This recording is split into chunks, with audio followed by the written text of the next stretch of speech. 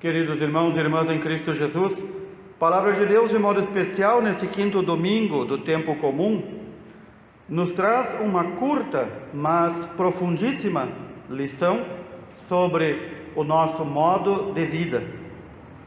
O Senhor nos anuncia que nós, seus seguidores, fomos chamados a ser sal da terra e luz do mundo, não para nos auto-saborearmos, nem para nos auto-iluminarmos, mas para dar sabor ao mundo e dar luz ao mundo. E esta luz não é nossa. Notemos bem, o Senhor nos diz ao final: as boas obras que fazemos diante dos homens, que brilhe como se fosse uma luz, a partir das nossas boas obras, mas que seja para o louvor do Pai que está nos céus. Em diversos momentos de seu ministério, o Senhor Jesus foi confrontado pelos escribas, pelos fariseus, pelos doutores da lei, quando fazia alguma obra, quando curava alguém, quando libertava algum possesso do demônio. Eles diziam: este aí opera por meio de Satanás, opera por meio do demônio. E Jesus dizia: vejam as obras que eu faço. Vejam se as obras que eu faço glorificam a nosso Pai, ao meu Pai, ou glorificam ao vosso Pai. E então eles respondem: mas nós não temos outro Pai além de Abraão. E Jesus responde em troco: se o Pai de vocês fosse Abraão, Pai de todos os crentes, símbolo de Deus Pai, se fosse Abraão, vocês não me procurariam matar. Mas vocês são filhos do demônio, procuram fazer obras das trevas e procuram me destruir. É aqui que vem, digamos, o critério para sabermos se nossas obras são condizentes com as obras que dão louvor a Deus Pai. Elas devem ser obras de luz. Elas devem ainda ser obras que não precisemos anunciar publicamente. Nos tempos em que nós vivemos, muitas pessoas gostam de fazer uma suposta caridade e colocar em público, pois a caridade rege-se por aquele princípio que o Senhor diz: que não saiba a tua mão esquerda o que fez a tua mão direita, que seja feita em segredo, que ela seja feita em segredo, mas não escondida. Por quê? Para que aqueles que não creem, para aqueles que não conhecem a Deus Pai, vejam essas obras e louvem a quem? A Deus Pai, não a mim e não a ti que fizemos as obras. É aqui quando entra essa maravilhosa intuição de São Paulo. São Paulo, neste pequeno trecho da carta aos Coríntios, nos diz: quando eu fui aí pregar entre vocês, eu não usei o prestígio da sabedoria humana.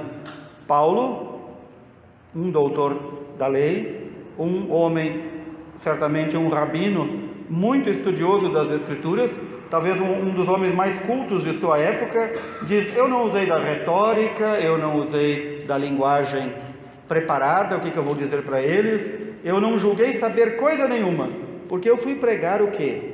Fui pregar a vocês Cristo, Jesus Cristo, Senhor e crucificado. É apenas isso que eu fui pregar. A minha palavra, a minha pregação não tinham nada de persuasivos da sabedoria humana, porque não era uma demonstração do meu poder, não era uma demonstração do meu prestígio, não é uma demonstração da inteligência humana, mas é uma demonstração do poder de Deus e não da sabedoria dos homens. Assim também Paulo, que foi pregador, teve que dizer: tudo aquilo que preguei não foi com raciocínios elaborados e grande estudo, mas aquilo que o Senhor me revelou, aquilo que o Senhor me mostrou no trato com Ele, na intimidade com Ele. Belíssimo hoje esta aclamação ao Santo Evangelho: pois eu sou a luz do mundo, nos diz o Senhor, e vai ter a luz da vida quem se faz meu seguidor. E o profeta Isaías, falando da parte de Deus, nos ilumina claramente quais são as obras daqueles que resplandecem essa luz, que dão sabor ao mundo, um sabor cristão, um sabor de seguidor de Cristo. Esta pessoa, este seguidor de Jesus, reparte o pão com o faminto. acolhe em casa os pobres e peregrinos. Quando encontra um nu, cobre-o. E não despreza a sua própria carne, ou seja, não despreza aqueles que são seus familiares.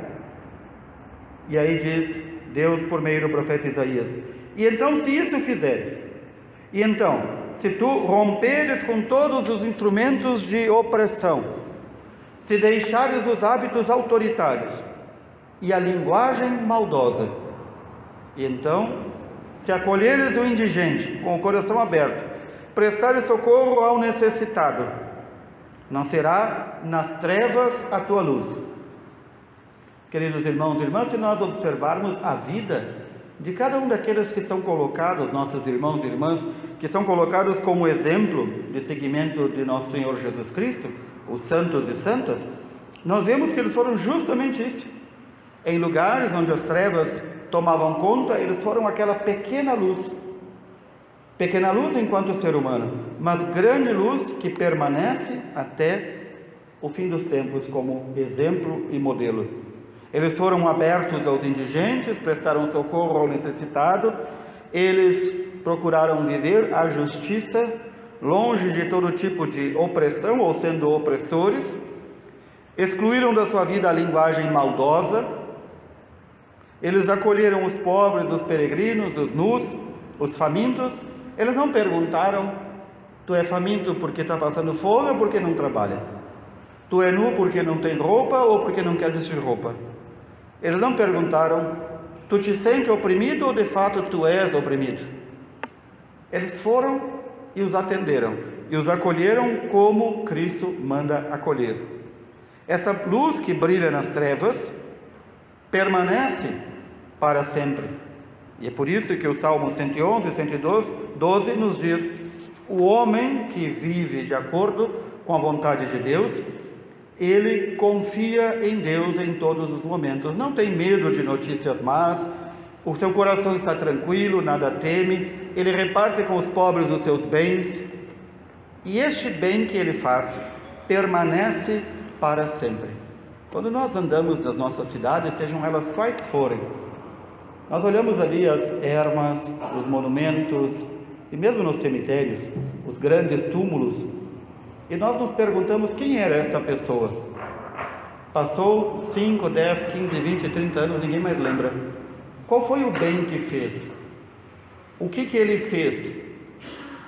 Nós vemos que a glória humana, quando ela é apenas obra humana, ela desaparece com o tempo. Para isso existem os professores de história, que de tempo em tempo tem que nos lembrar quem eram essas pessoas. Aqui é uma maneira, um modo que a palavra de Deus nos diz para não sermos esquecidos. É onde andarmos, onde vivermos, fazermos obras dignas de Deus Pai.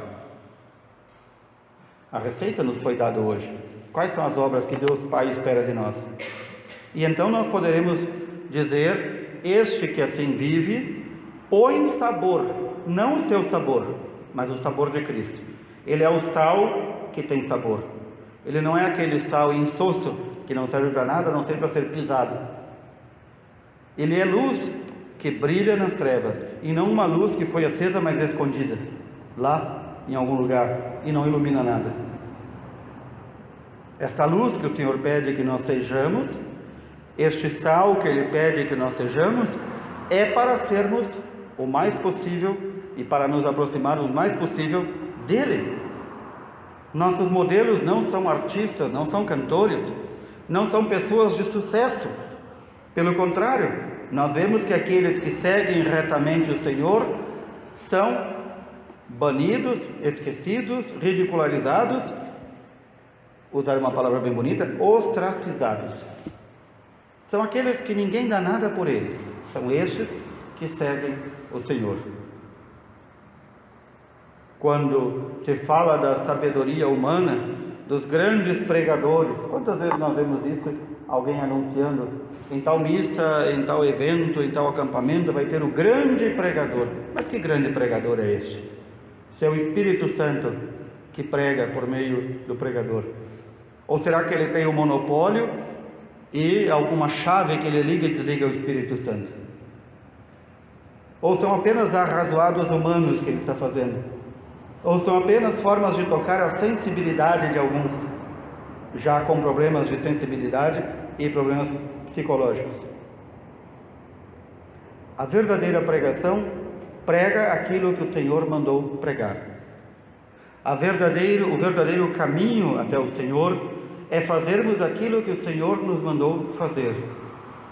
Sem dissimulações, sem perfumaria, sem faz de conta, sem aqui palavras bonitas e enjambradas. Dizia-me uma pessoa, aqui sempre estou gravando a homilia porque ela é colocada no ar, dizia uma pessoa a mim: Padre, o senhor estudou tanto, podia fazer homilias mais complexas. Eu disse: para quem? Para quem? Falar para quem? Para quem é que nós falamos? É para aqueles a quem estão abertos a ouvir. Quando aqueles estão abertos para ouvir a palavra de Deus, de nada serve a sabedoria humana, de nada servem os estudos. Recordo aqui, talvez, o maior pregador da França, no tempo de São João Maria Vianney. Ele foi um dia a Ars, a cidadezinha da paróquia do Santo Padre de Ars. E lá ele se colocou no meio da multidão e ele foi ouvir o que o padre de Ars, aquele que era considerado o padre mais ignorante do mundo, tinha a dizer. O padre São João Maria Vianney o chamou para pregar, para celebrar alguma missa. Chegou um dia, ele disse: eu agora vou sentar e vou ouvir. Como é que ele prega? Como é que vem milhões e milhões de pessoas aqui, todos os anos, milhares de pessoas? Como ele faz para passar 10, 20 horas no confessionário? Como é que ele conseguiu converter essa cidadezinha em que o povo vivia como bicho e agora está vivendo como cristão? Então esse grande pregador, o maior pregador da França em seu século, sentou e ouviu. Ao final, os curiosos foram perguntar a este grande pregador e grande escritor: o que o senhor aproveitou do que ele falou? Deste padre aí do interior que não tem conhecimento nenhum. E ele disse: há muitos e muitos anos eu queria entender, eu não entendia, um pequeno ponto na doutrina sobre o Espírito Santo. Aquele sermão dele me revelou a verdade. Vejam, irmãos e irmãs, a palavra de Deus, quando nos atinge, ela não precisa dos artifícios humanos, da oratória, ele não precisa de mesmo microfone, caixa de som, ambiente perfeito. Se o nosso coração está aberto ao Senhor, uma pequena palavra que leiamos, que ouçamos, e mais ainda, uma pequena pessoa, talvez tida nada por nada entre nós, mas que brilha a luz de Cristo nela, mas que saboriza por onde passa com o sabor de Cristo. Esta pessoa basta, ela ali abre e entra, ela tem a condição, por meio do Espírito Santo, de abrir e entrar em nosso coração. É aqui que entra a nossa parte, é aqui que entra a nossa cooperação à graça divina. Nós devemos vir, especialmente à Santa Missa, com o coração aberto. Deixemos lá fora todas as nossas preocupações.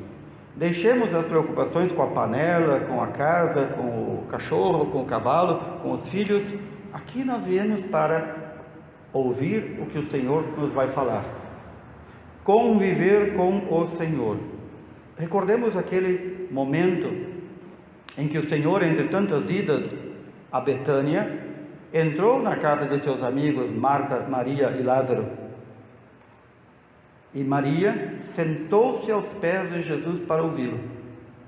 E Marta, muito preocupada, começou: bom, Jesus veio com os apóstolos, veio com os discípulos, veio com esse povo todo, agora eu tenho que fazer comida, agora eu tenho que limpar a casa, agora isso, agora aquilo.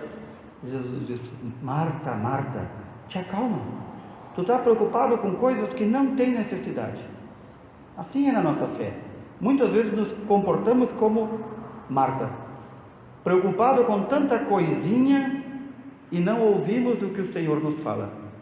Não podemos saborear esse momento tão doce de intimidade e contato com o Senhor. Recordemos, não é por meio da persuasão e da oratória humana que Deus nos fala. Até pode nos falar, mas raramente usa estas formas.